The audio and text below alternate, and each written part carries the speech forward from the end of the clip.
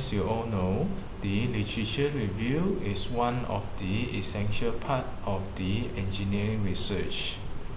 The researchers will need to refer to the articles that appears in the scholarly journals, books, and other peer-reviewed sources.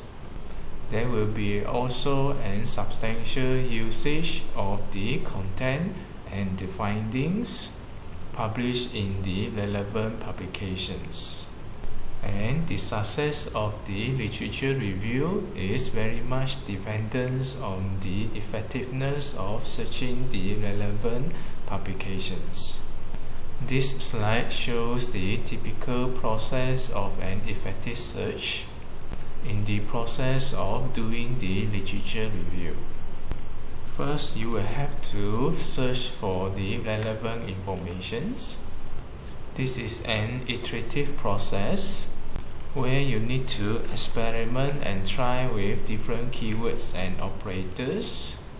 You might need to use the filters functions for you to evaluate and assess the search results. In the process there, you might need to modify the search as needed. And then when you find the relevant articles, look at their citations and references for more relevant publications. You will need to find as many relevant sources as possible, as at this stage you still do not know which articles is useful and which articles is not. After the search is completed, you will need to engage in critical and thorough readings, and then making observations of the salient points, and then summarize the findings. This entire process can be done multiple times, where you need to loop the entire process continuously until you reach to a point of saturation. The meaning of the point of saturation is when you reach to a state that there are very little or there are no new sources that you can find which is relevant to your study. You will need to consolidate and arrange all the findings, putting them together by comparing or contrasting the findings in order to acquire a bigger pictures of the topics that you are studying before you can draw a conclusions for the search. The conclusions of the entire process of the literature survey include a summary of the relevant and important works done, and also the identifications of the missing link and the challenge in the open problem in the area under study. It is noted that this is a continuous and cyclical process until the end of the research project.